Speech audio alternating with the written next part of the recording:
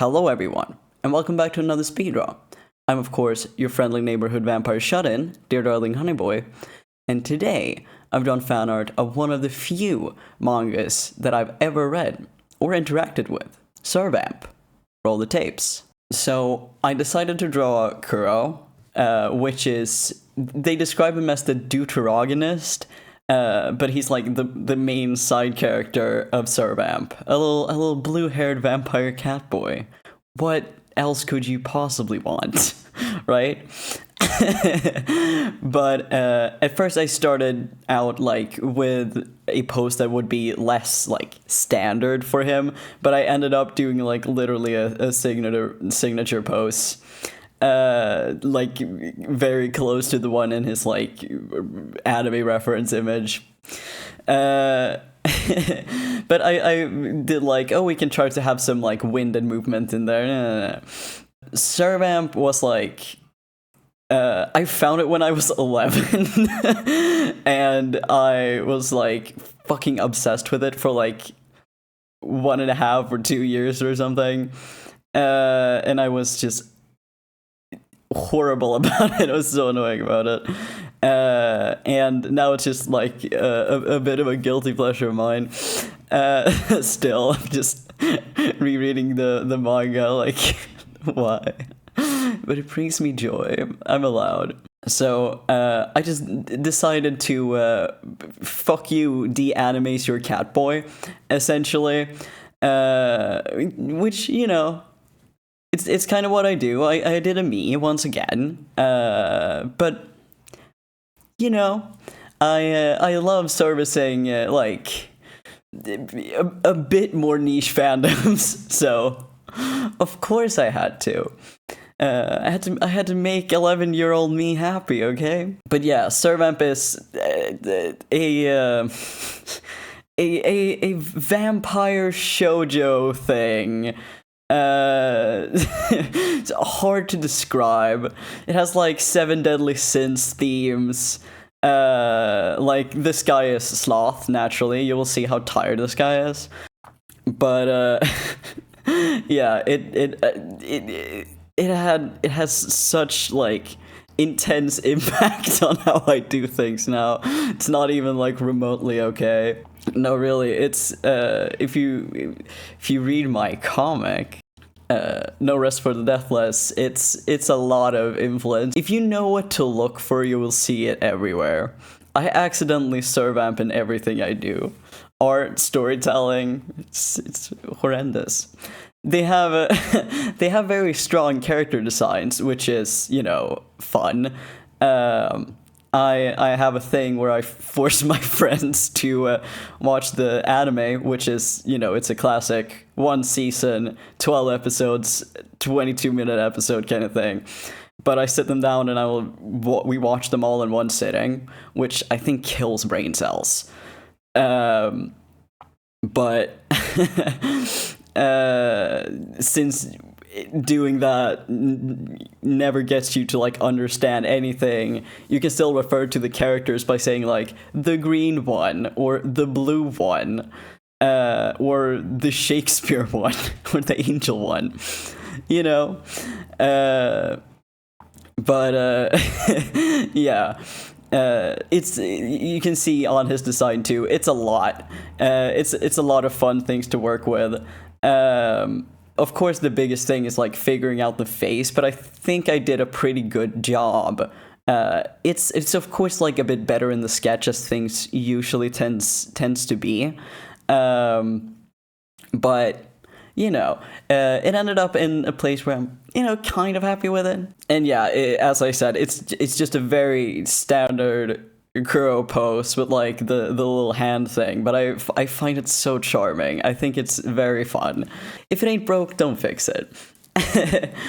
I think I put a bit of like I put a bit more emphasis on like the movement or the wind thing in the hair at first, which is, you know, I feel like it was a good move, but also giving it a bit more like volume, making it slightly more emo. I feel like it's good. It's good. At first I was like unsure of how to do his collar because I was like, I don't know if covering that much of him with the collar would be like good. But I ended up doing it anyway. It's a lot of details. I came back multiple times. I was like, oh, I forgot this. Oh, I forgot that. But it's because it's peak character design. I mean, I thought working with the like fur-lined collar, which makes the little cat ears again just very fun design. I thought it was going to be harder to work with than it turned out to be. Let's get to the time question, as usually comes up in these. It's 10 and a half hours. It seemed like it went by quickly. It was like a very miniature futzing that happened, sadly, because if I didn't, the like line art would have gone pretty fast. I feel like I've got it down like kind of fast, and then I just went in anyway. I think he got like a cute little face. Like I like how the nose turned out. And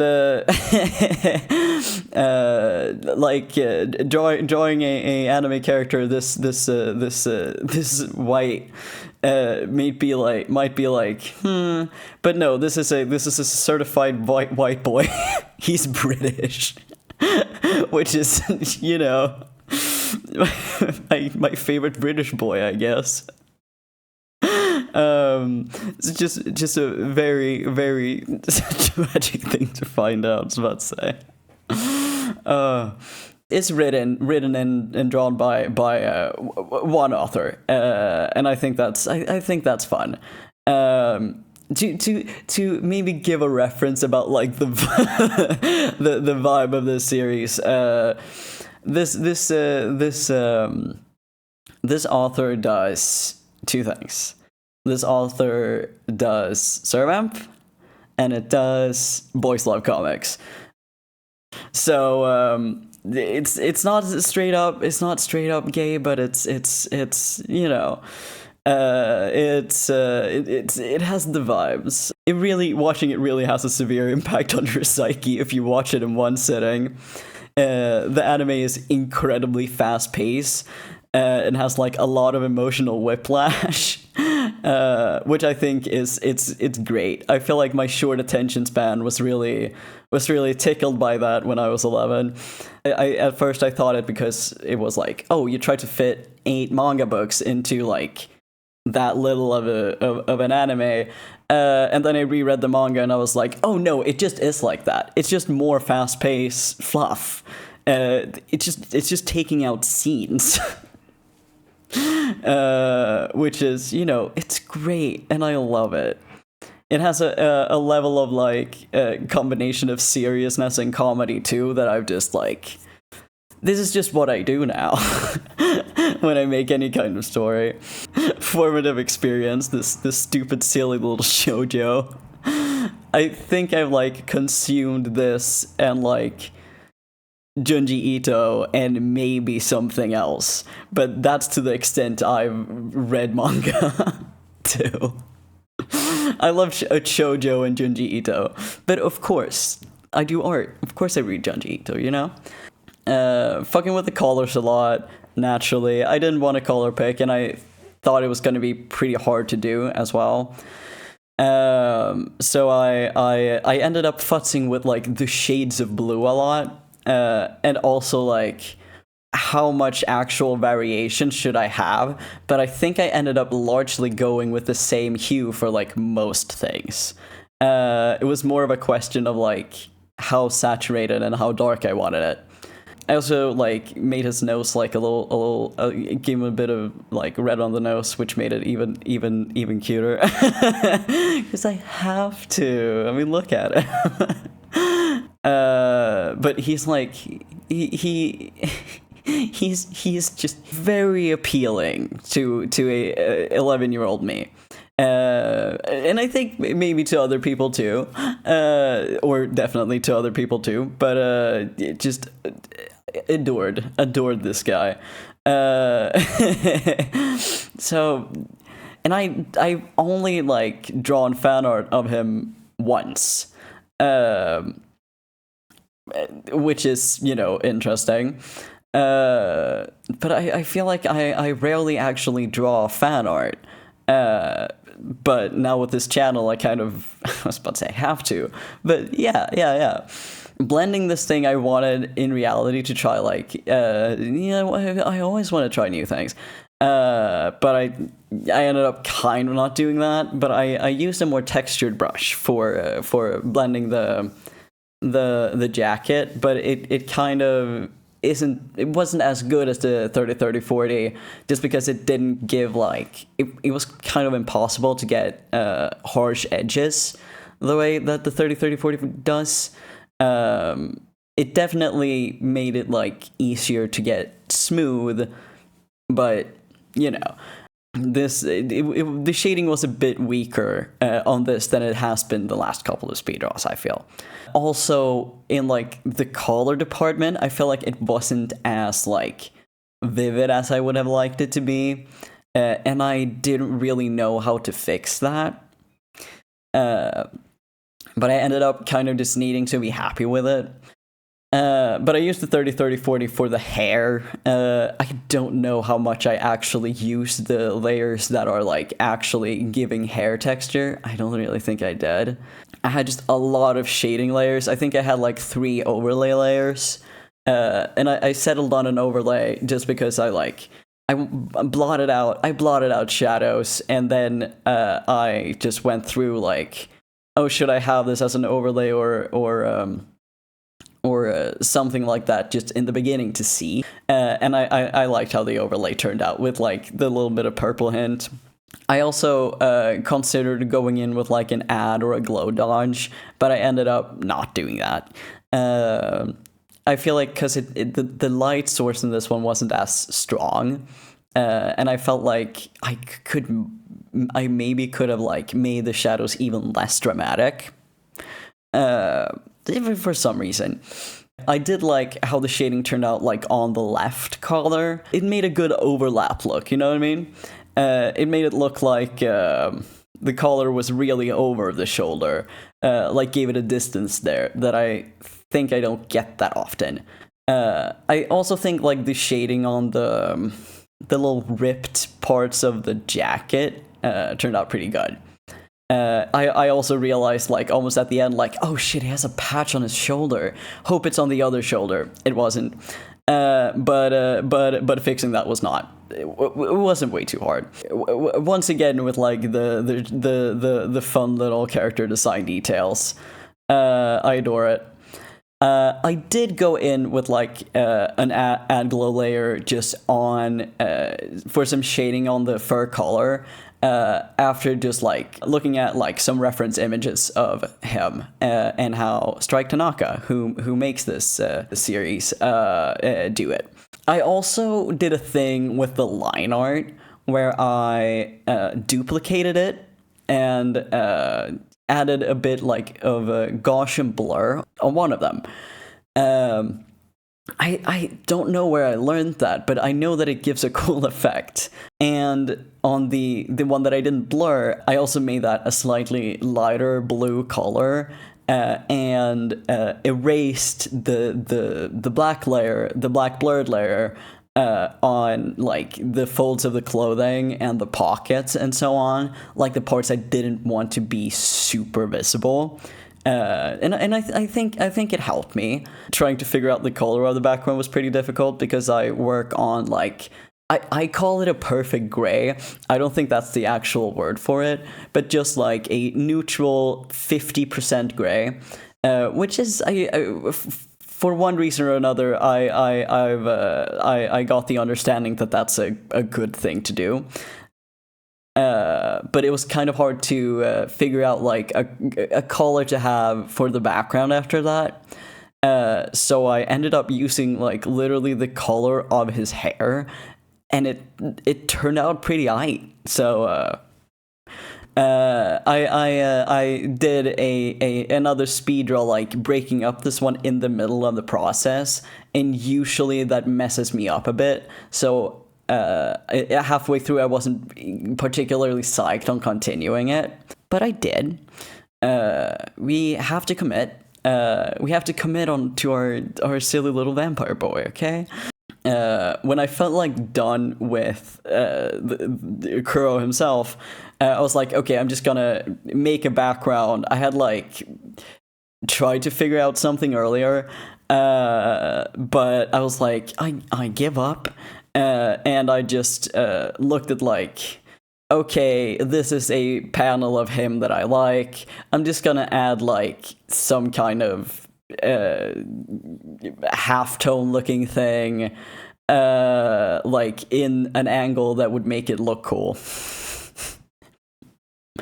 I really couldn't figure out anything else. I ended up doing like more or less a gradient over the background using an add layer and an overlay layer, just to give it like a bit more visual interest towards like, because of like the bland background, as well as doing like a drop shadow to make it, you know, pop a bit more from the background. In the end, I'm not super excited about it. I think I'm comparing it a lot to like the later, like the latest speedruns I made. But like I feel like it turned out pretty plain. It doesn't have any funky perspective. It doesn't have any like proper background and so on. But it might as well be like a lot of self-criticism there. You know, in the grand scheme of things, it's it's probably good, but comparing it to myself, I feel like it could definitely be more. From like the collar up is pretty good because I like the collar as well, and I like I like the fur collar, and I like the jacket collar. I think those are pretty good. I think those are good, but like down from that, it's meh. As I said earlier in the process too, I do feel like the shading was pretty weak, as well. But I felt like it was quite a feat actually finishing the piece for this one. So I didn't work any more on it, and it still took me 10.5 hours. But there is some things that like I am happy with. I feel like I'm happy about details, but I'm not happy about the whole. I did like how his face turned out. I feel like it's very cute. Like the little button nose that I added like a little blush to. The eye bags naturally. And just like the little pout, the little mouth. Just generally the face, because like the face shape on the hair too. It's just nice. And with that, we're done. So thank you for watching all the way to the end, and I really hope you enjoyed watching me make 11-year-old me proud. If you want to, you can check out Servamp, I guess. Lose your brain cells while binge watching this thing. Why not? If you want more of me, I stream on Twitch every Sunday at 2 p.m. Eastern Standard Time or 8 p.m. Central European Time. And I also stream spontaneously when I have time. You can also check out my Tumblr, where I post all of my art, and it's more or less the only social media I'm active on. I also have a Patreon, where you can get all the drawings from my videos as high-res PNGs, so if you want Kuro on your wall, you can. There you can also get access to my comic, and hang out in a cool Discord with the other darling Patreons. Thank you to Erik Mellestal and Dean Sabine for being just the dearest of darlings. And until next time, cheers. I like that better. Let's go with that. What was good? What's up? You can also check out my Tumblr. You can... Screaming Amstaff. I wonder if that comes through. It doesn't. Oh. What was I fucking talking about? Oh, I did. Uh, wait, where did the ad layer go? We'll have to double check that.